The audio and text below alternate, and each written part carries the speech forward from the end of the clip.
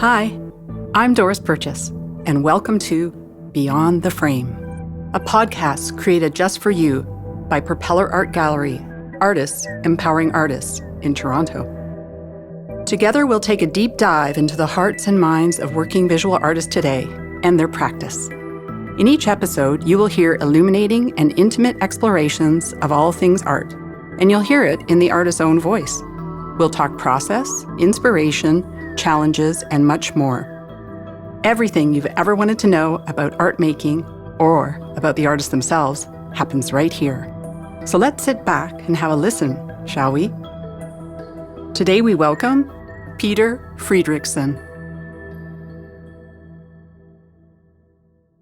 Which ism is it? Under which ism would you classify your work? In the photographic realm where I practice, the isms are few, but there are some. Pictorialism is an ism in photography. It's a somewhat ancient process from the late 1800s. And what they did in pictorialism is they would take the photograph and add artist pigments to the image, the reason being to create a more painterly aesthetic. Another ism that followed that was modernism.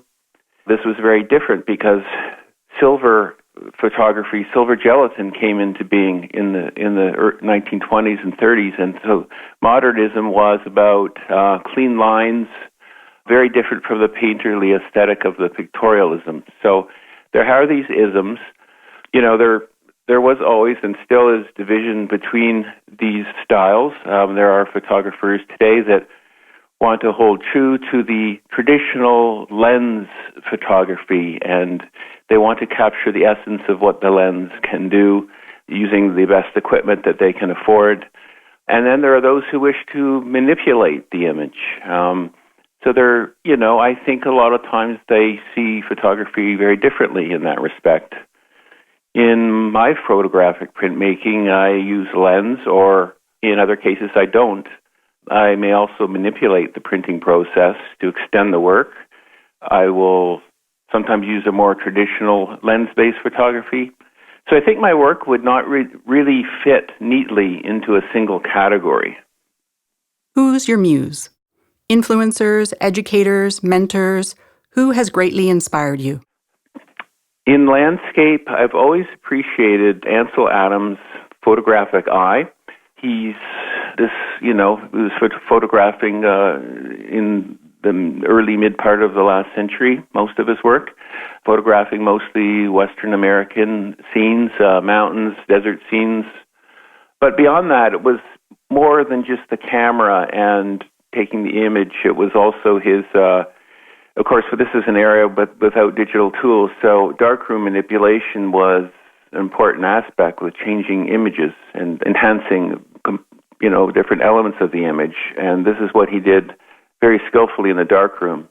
You could, for instance, block the light in the central part of the print if you wanted to, amplify the vignette effect and that kind of thing. So that I think the two things, the eye for the landscape and just the darkroom manipulation, I do find really appealing. And, another influence for me was and is the American photographer Stephen Shore. Very different. Much of his photography is of American scenes. He's American photography. American scenes of mundane subjects. They could be gas stations, strip malls, litter on the road. And what's interesting about his is how he uses the camera to capture something that would in most other situations would appear very mundane and go unnoticed. So, and I think I use some of this thinking in my approach. I do tend to seek out certain elements in my surrounds that, in the normal light of day might go unnoticed or be, just consciously ignored. More recently, I've been inspired by some other works of two British photographers, Susan Durgis and Gary Fabian Miller, and they practice the photogram technique, and this is something that I've been practicing for several years now. So they're in very basic terms, capturing basically shadows of objects and, creating prints from that. Materials matter. What are your chosen favorite tools and preferred medium?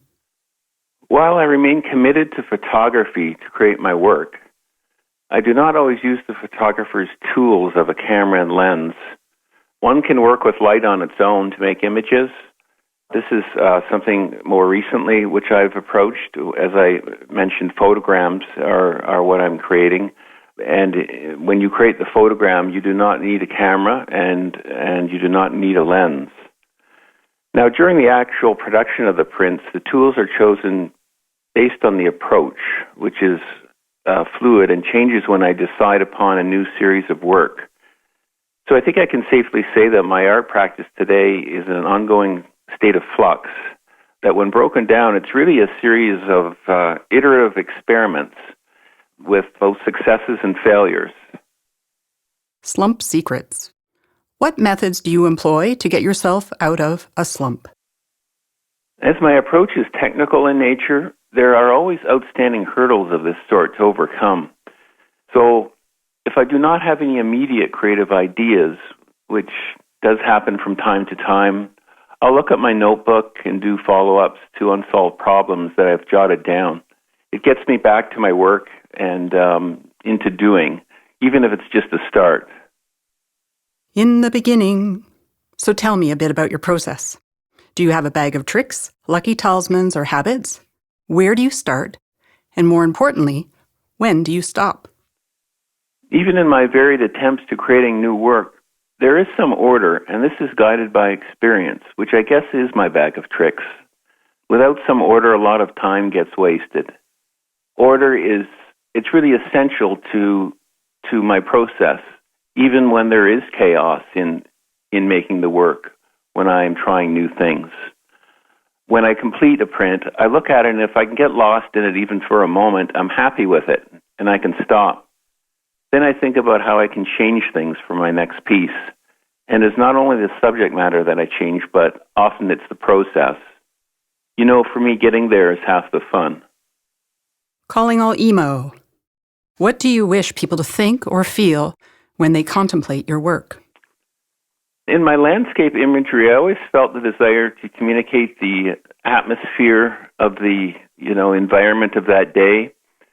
Now, this can be quite challenging because photography does not necessarily capture the memory of a place, but, rather it's a more literal representation. My approach has often been to abstract the imagery through use of a subject as a photogram, for instance, or by technique until it acquires its own identity. In my photograms, for instance, it's much more up to the viewer's interpretation, as they may not have a frame of reference in memory for what they see, since the work is quite abstract and sometimes otherworldly. In such work, the viewer's memory may scan for something familiar to relate to, but often they will not find it. The struggle is real. Talk to me about your biggest challenges as an artist. What methods do you use to overcome these challenges? For me, as I get older, I think there's a realization that I may not have the time to try out all the ideas that I have for my work. So to overcome this, I try to focus on the present work with the idea at hand and go with that. Picture perfect. In your opinion, what constitutes a perfect piece of art? And what qualities in your own work would you signify as a perfect work? For example, perfect composition, confident brushstrokes illustrating a concept, or something else altogether. Perfect to me is the sense that I have done the best I can in making my work, which is a full-out effort, and that it is of high quality, as my name sits on it. There are finished works that I like more than others, but I do not guide it as one may do iteratively in other mediums, where you may be building up the image. In my printmaking process, the steering mechanism towards completion is quite crude, with only a few steps where one can intervene, but with great effect. So when I, am developing a work, the intervention is only possible along the certain steps of my process. It's not this iteration where you can layer a little bit of paint, but you've got these certain points where you can do something, and then when you do, the intervention can be considerable. So there is that sort of working with step changes as you go if you want to change your work. Art Speak. How do you feel about titling, discussing, and explaining your work? I've used titles at times, but in my most recent work with my photograms, I serialized it. My show this past November was called Interference, and my titling was simply serializing from 1 to 31. The work was quite abstract, so I did not want to imbue any particular piece with a hint or meaning by titling. In my artist talk, however, I do like to lead the viewer along just enough so they can, step into it a little bit, but then I like to leave them alone to interpret in their own context of their memory and experience. Heavy metal or classical? What do you listen to while you work? Or is silence your thing? It is silence I prefer, although, I do think of piping some music into my studio, but it would have to be quite a low volume and without vocals, maybe classical or jazz. And really it's because in my work I'm often doing measurements, even calculations. When you're using different chemistries, you're having to be careful of the quantities, and I think the non-vocals and a low volume is good. Now, having said that, this is coming from someone who used to listen to quite a bit of loud music. Why for art thou? Why do you make art?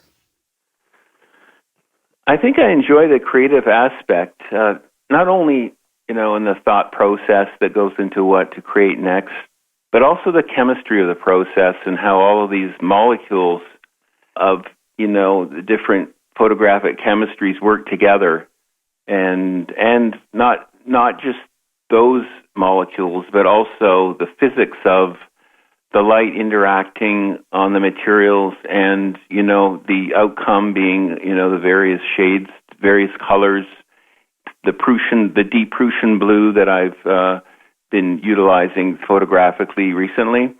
So, it's different every day, and this is, I think, something that I really look forward to. I also look forward to the future where we can all get back together and share our artwork in person and have our gallery open and enjoy the company of others and the work that we create and share. We hope you've enjoyed this episode of Beyond the Frame, a PAG podcast. To hear more episodes and to view the artist's works, please visit www.propellerartgallery.ca.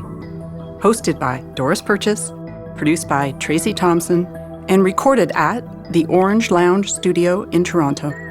Also, the Propeller Art Gallery recognizes the presence of the Haudenosaunee, Anishinaabe, Mississaugas of the Credit, and the Huron-Wendat nations.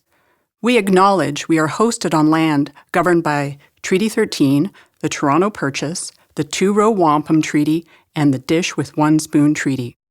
We are committed to peaceably sharing and caring for the resources around the Great Lakes and operating the gallery on the principles of inclusiveness as we continue to exhibit art created by artists from all over the world. Thank you for listening.